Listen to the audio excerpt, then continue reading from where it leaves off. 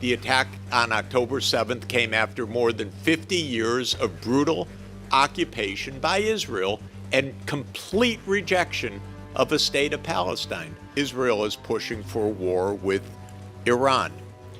I have no sympathy for Israel's policies at all. I find them abhorrent, I have to say. As an American Jew, I find them disgusting because they have prevented peace with the Palestinian people. And the answer for peace is a state of Palestine and a state of Israel. The reason for Israel facing the attacks that it does is that from 1967 onward, and one can even discuss the 1967 war, but let me put that aside for the moment, Israel has taken the view that it will keep all the land that it conquered in 1967. That's the basic policy of Israel since 1967. One political party which has dominated Israel since 1978 is the Likud party, which is Netanyahu's party. It is the core of Likud, the very core of the movement that there will never be a Palestinian state. Now, given that there are 16 million people in the territory of of so-called mandatory Palestine before Israel was created in 1948, half of those are Palestinian Arabs and half of those are Jews. That's the situation. Right now, the 8 million Jews rule over the 8 million Palestinians. Netanyahu's entire strategy, spelled out since 1996, has been that we will hold on to all of Palestine, and if anyone tries to stop us from doing so, our big buddy behind us will clobber them. That's Israel's policy. So Israel's policy, and it's very explicit, I could go through a very detailed account of it. Israel's policy is, we know that this will be unpopular, and we will have to overthrow any government that supports the Palestinian cause. And in 2001,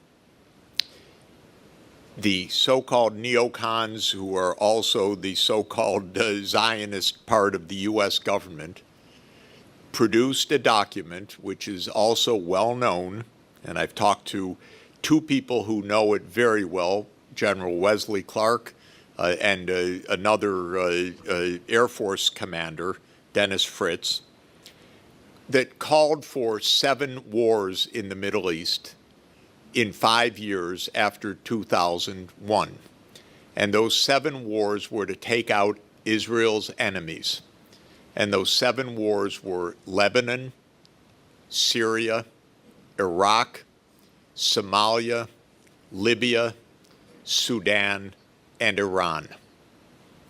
And there have been 6 of those wars fought on Israel's behalf.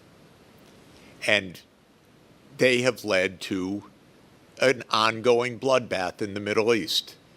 In Africa, Libya is in civil war. Sudan now has 2 civil wars because the U.S. divided the country and then each one has a civil war. Somalia doesn't exist as a state. Lebanon is under attack of Israel today. Syria today literally is under attack of Israel after being taken over by al-Qaeda, backed by the United States, by the way.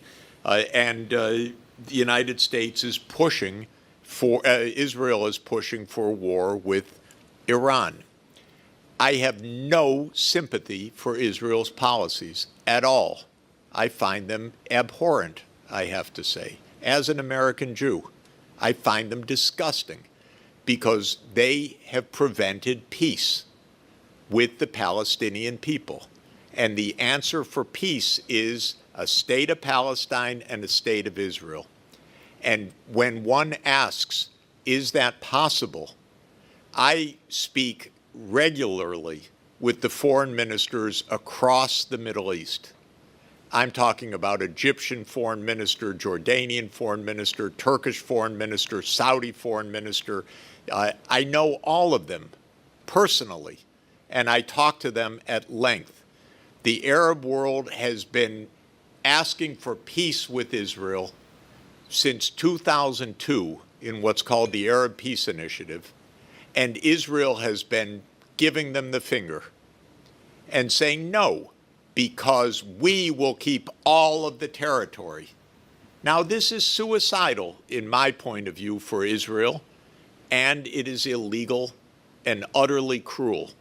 So an attack comes on October 7th. Did that come out of the blue? No. The attack on October 7th came after more than 50 years of brutal occupation by Israel and complete rejection of a state of Palestine.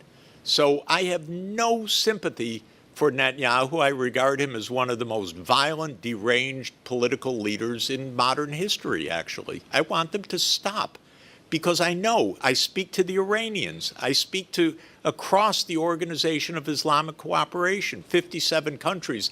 I probably know half of the foreign ministers of the OIC. Everybody wants peace, except Israel. Israel wants control. Does Netanyahu offer a single alternative other than we defeat Hamas?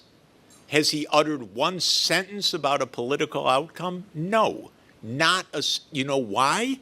Because his whole career, his whole life is based on preventing a state of Palestine. What's the answer? You know what their answer is? Kick them out. That's their answer. That is literally the policy. That's what Trump was talking about a few weeks ago. And then people told him, no, Mr. President, don't say that. And the Egyptians and the Jordanians said, we're not taking them. We're not going to have ethnic cleansing in our neighborhood again. So all of this is to say, I've been going to Israel since 53 years.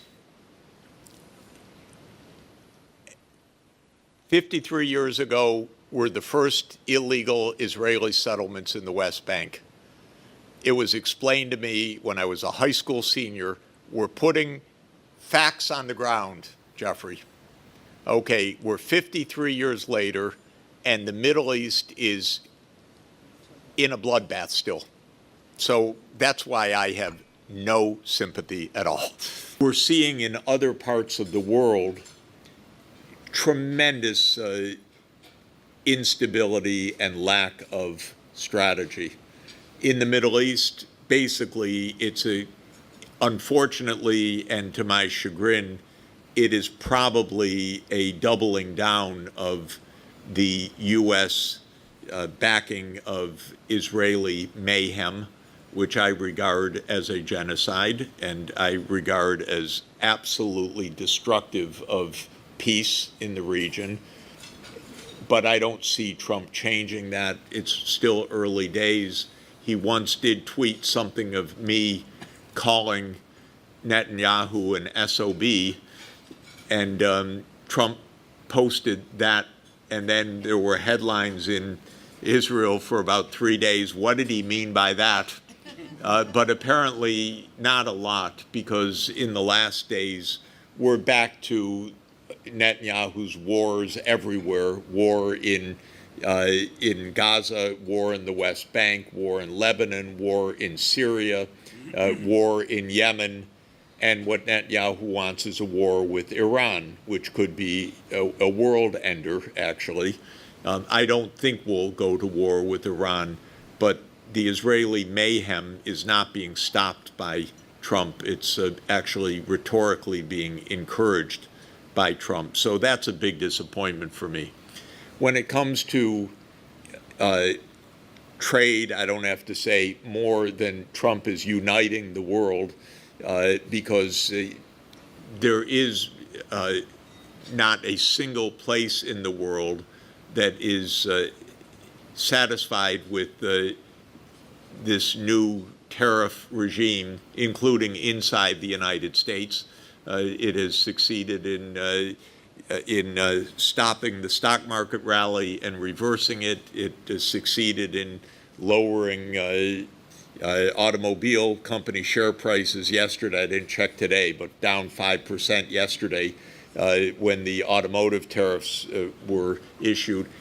It's a completely ignorant economic policy as far as I'm concerned. We can talk about it, but I see no merit whatsoever on any count to the protectionism that Trump is trying to bring about.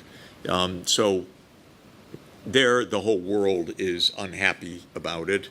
And then when it comes to Asia, we'll discuss this, probably Trump and the administration probably want to avoid open conflict with China. Whether they are clever enough to do so, I'm not sure, but there'll be a lot of noise and instability. I'll make a prediction that is clear and therefore could be completely proved wrong soon. I don't believe there will be any grand bargain or any great agreement between the United States and China on anything for years to come, because I think the U.S. administration is too unstable for anything like that, because any serious agreements require consideration and strategy. I, for one, don't believe that we have any of that in Washington now. I think we have improvisation, no role of Congress, basically a one-man show, executive orders, mostly illegal, court challenges that are proliferating by the day. So I think it's a mess, not a strategy. Well, I hope that explains why I'm not welcome in Washington.